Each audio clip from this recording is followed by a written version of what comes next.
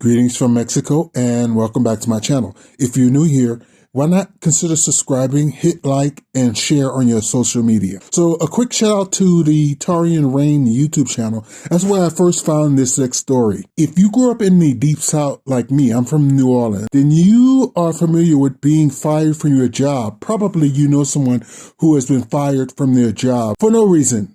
No reason whatsoever. I think managers and supervisors in New Orleans stay awake late at night thinking of ways they can go in the next morning and get rid of somebody like me. I said it before and I'll say it again. As a group, we have no friends. So this next story resonated with me because it was high profile. It wasn't like me getting fired as a kid from Walgreens for no reason. No, this story is a little bit more high profile. This is the case of a Houston high school principal who was let go for apparently no reason. Check it out. The grits have hit the fan, a shocking way to start the holiday break at Jack Yates High School. Now, this Sunday, students and alumni there learned Principal Tiffany Guillory was let go, fired, cut from the payroll. Here's a statement from HISD. Effective immediately, April Williams will serve as interim principal at Yates High School. Due to confidentiality laws, we cannot go into additional details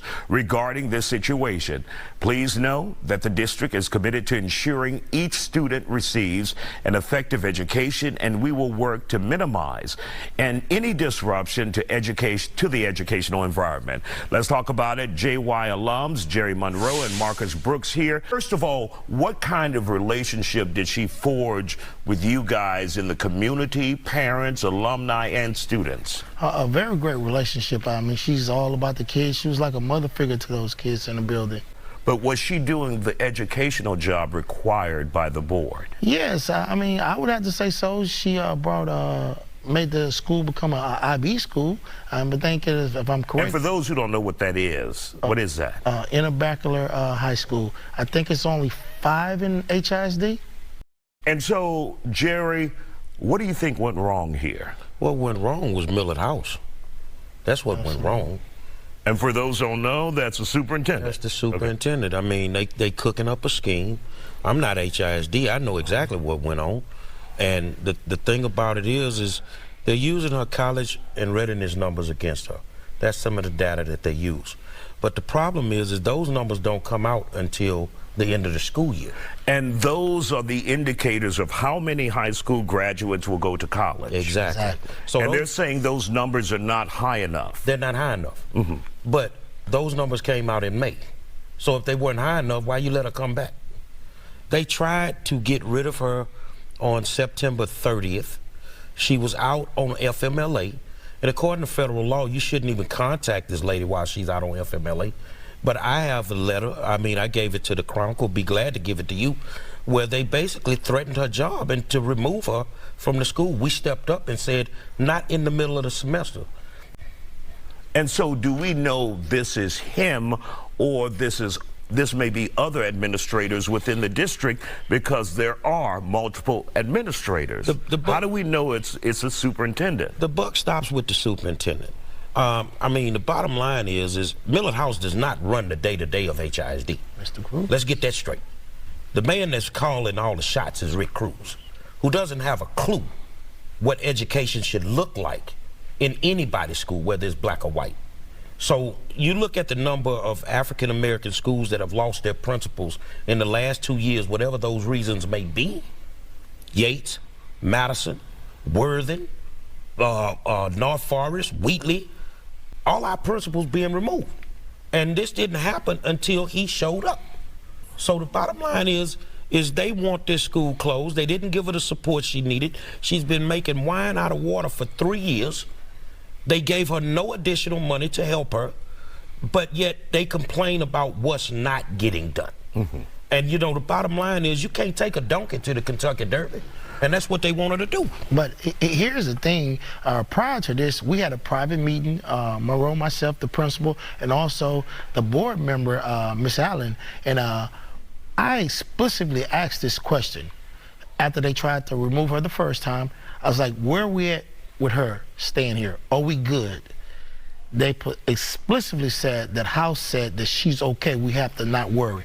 He showed us up at Yates on Friday and does this at 3 o'clock. You know, nothing to the community. It was a disrespectful thing to not only the community, but the kids, the alumni, everything, you know. I think it's disgraceful that a superintendent would lie and come disrupt these kids in the middle of the school, because now our infrastructure is not strong.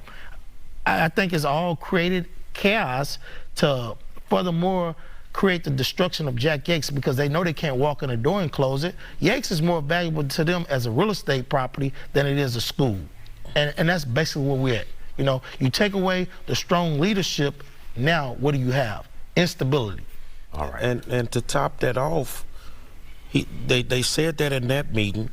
I saw him, the superintendent, at a community meeting about 3 or 4 days later, and flat out asked him in his face. And he said, man, we're not moving Guillory. We're not moving Guillory. And then you come back and you try to destroy this woman's reputation. Everybody loves Tiffany Guillory.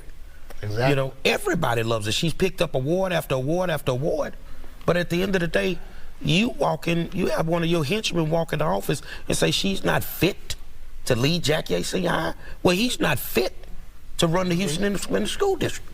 The former principal tweeted a message to supporters Tuesday, writing, quote, "I've received a lot of messages, texts, and tweets of support, and I'm truly grateful, but this brought me to tears. I truly love and miss my Lions."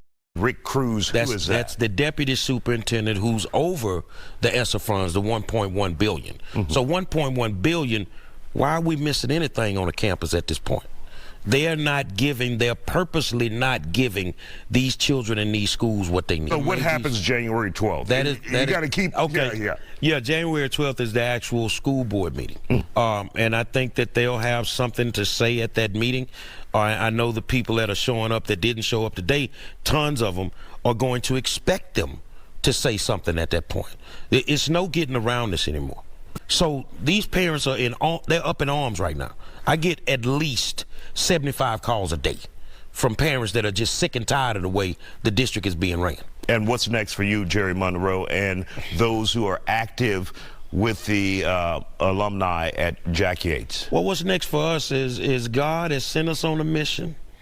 He's told me to expel this devil who's the superintendent of the Houston Independent School District, Millard House.